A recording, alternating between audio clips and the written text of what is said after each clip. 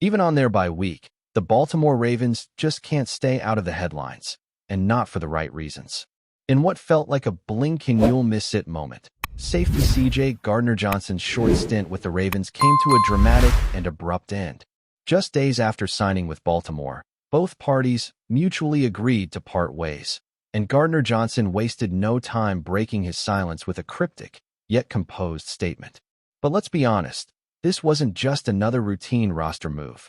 This was the latest twist in a growing list of weird, puzzling, and frankly alarming situations coming out of the Ravens locker room. To be fair, the Ravens are 1-5. And at that point, no decision is minor, no move goes unnoticed. Every shift in the roster, every press conference quote, every post on social media gets put under the microscope, and the Gardner-Johnson saga is just the latest example. The initial reaction when the Ravens brought him in was that they were adding a proven, playmaking safety who could provide a spark for a struggling defense. We're talking about a guy who, not long ago, had 6 interceptions in a single season with the Eagles and played a key role in their Super Bowl run. But then, almost as quickly as he arrived, he was gone, with very little clarity on what really happened behind the scenes. Officially, it was reported as a mutual decision, and Gardner-Johnson's agent mentioned that after the Ravens traded for another safety, they were seeking a clearer path to playing time.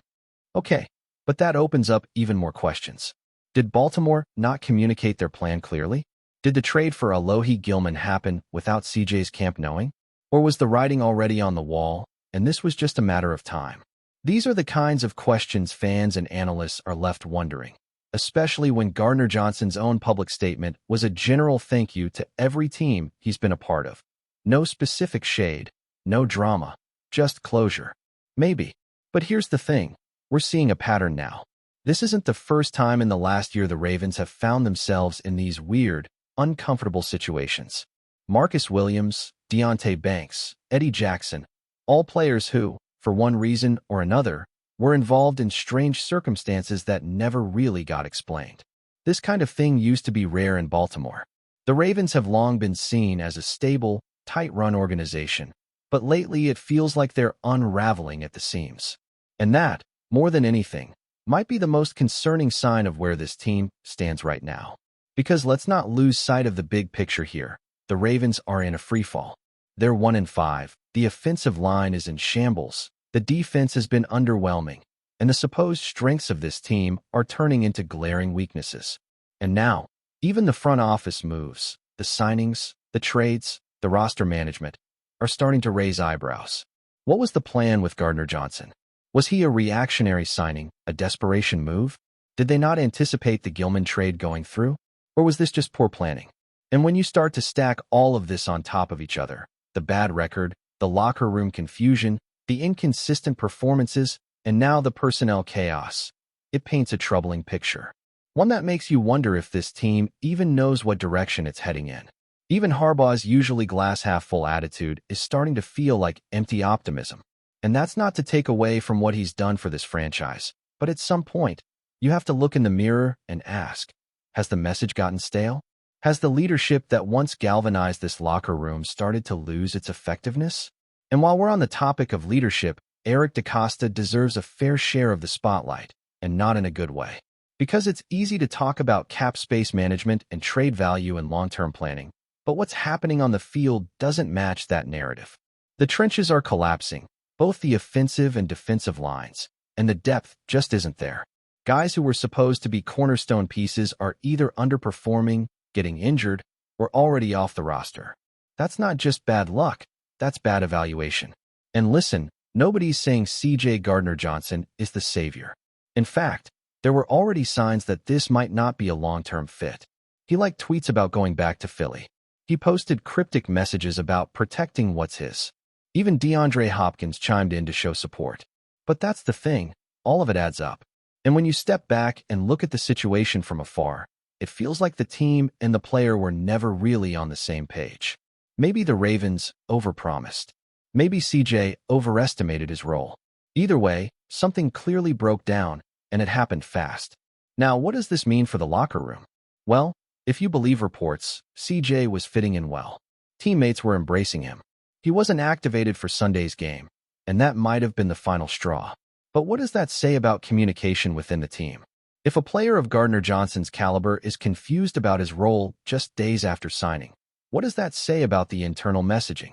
And again, why bring him in at all if the plan was going to change that quickly? There's also the question of whether Baltimore is trying too hard to patch holes with duct tape instead of actually building a sustainable roster. Bringing in Gardner-Johnson made sense if there was a clear role for him, but trading for another safety right after? That's either a lack of foresight or a last-minute scramble that backfired. And if this was just about fit, why not sort that out before putting pen to paper? It just feels like there's a disconnect right now between the coaching staff, the front office, and the players. The kind of disconnect that leads to confusion, finger-pointing, and eventually, a lost season. And we might already be at that point. Because 1-5 is not just a slow start, it's a crisis. And unless this team finds a way to pull itself together quickly, that hole is going to get deeper and darker with every passing week. And as we sit here during the bye, the irony is that the team is supposed to be regrouping, resetting, finding solutions. But instead, the biggest storyline isn't about adjustments or preparation. It's about a one-week signing that turned into an embarrassing footnote. That's where this team is right now. While the Gardner-Johnson situation raised eyebrows across the league, it's far from the only issue facing the Ravens right now. If there's one area where the cracks have become impossible to ignore, it's the offensive line. Let's not sugarcoat it. This unit has been a mess. Week after week, they've failed to hold up their end of the bargain, and it's affecting every single aspect of Baltimore's offense. From Lamar Jackson's protection to the run game to red zone efficiency, the offensive line has consistently been a liability, not a strength. And yet, the coaching staff, especially offensive line coach George Warhop, seems to be seeing a different picture altogether, one that fans and analysts just aren't buying. According to Warhop, guards Daniel Falale and Andrew Voorhees are getting better every week. He pointed to some solid games and even suggested that, aside from the Houston game, there haven't been many negatives to talk about. That sounds nice on paper, but it doesn't exactly line up with what we're seeing on the field. The tape tells a very different story. The stats, too.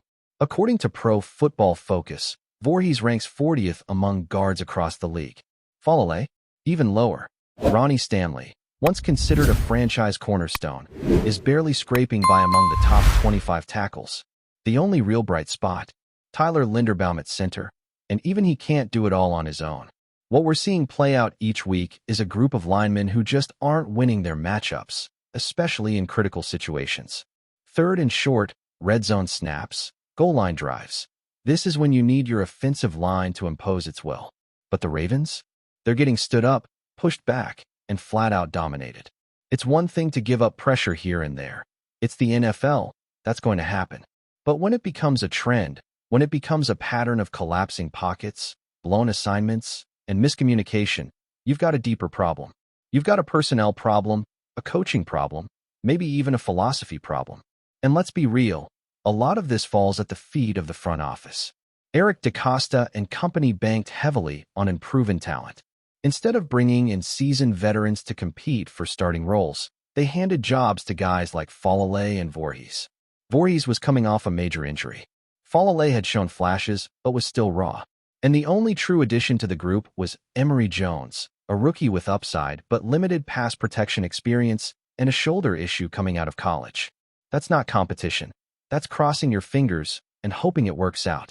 The decision to go into the season with that setup now looks like a serious miscalculation. And the frustrating part is that it was avoidable. There were opportunities to sign depth. There were chances to create real battles in training camp. But the Ravens opted for the cheaper, less aggressive route, and now they're paying the price. Because it's not just about development. This isn't a rebuilding team trying to find diamonds in the rough. This was supposed to be a Super Bowl contender. This was supposed to be the year they put it all together.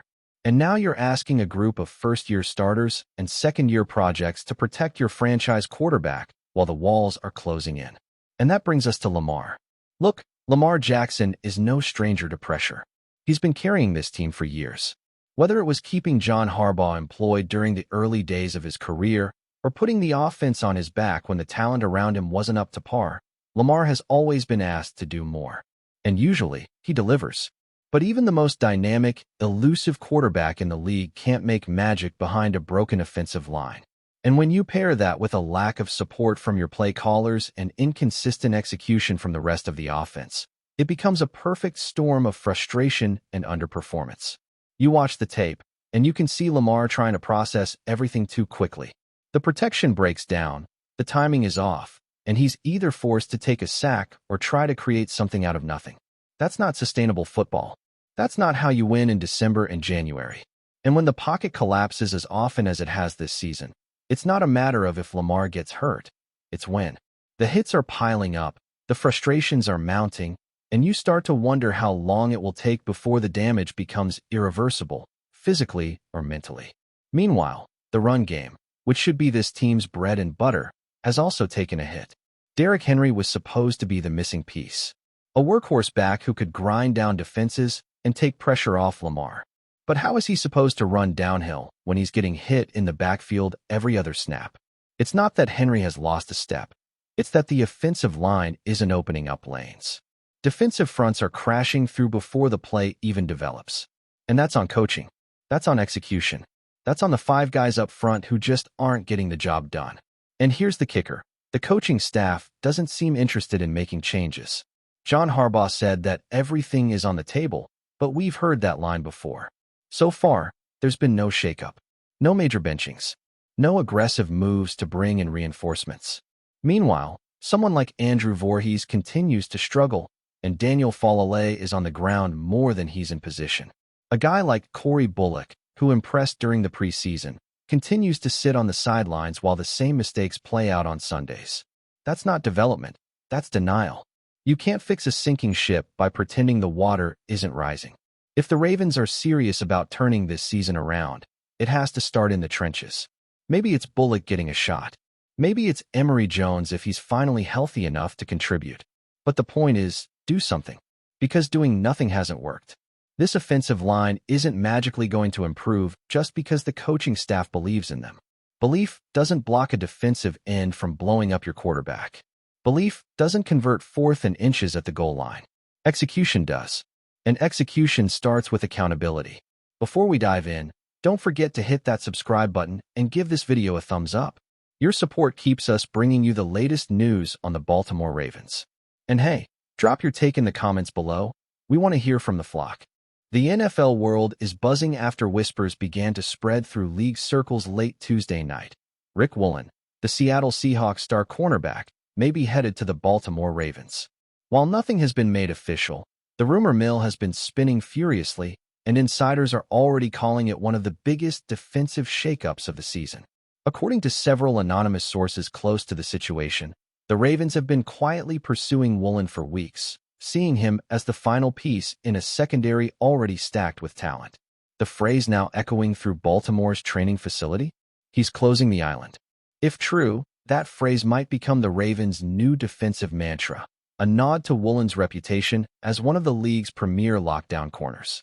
Woolen, known for his blistering speed and towering frame, was a breakout star for Seattle in his rookie year, quickly earning comparisons to legends like Richard Sherman. But in recent months, reports hinted at some tension in Seattle's defensive room, particularly over scheme fit and long-term vision. For the Ravens, who have long built their identity around suffocating defense and swaggering playmakers, the timing could not be more perfect. Fans in Baltimore have already taken to social media, imagining a secondary featuring Marlon Humphrey, Kyle Hamilton, and now Woolen patrolling the deep end. It's over for opposing quarterbacks, one fan posted. We're bringing back the 2000 Ravens energy. If this move goes through, that might not be far from the truth. Still, questions remain. What would the Ravens give up for Woolen?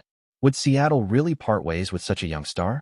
The NFL's trade deadline has already seen its share of surprises, but this one would send real shockwaves through the AFC. Until official confirmation arrives, it's all speculation. But in the world of football rumors, where there's smoke, there's usually fire. That's it for this update. If you enjoyed the video and want to stay in the loop with exclusive news on our Baltimore Ravens, make sure to subscribe and hit that like button. We'd love to hear what the flock thinks. Drop your thoughts in the comments. See you in the next one.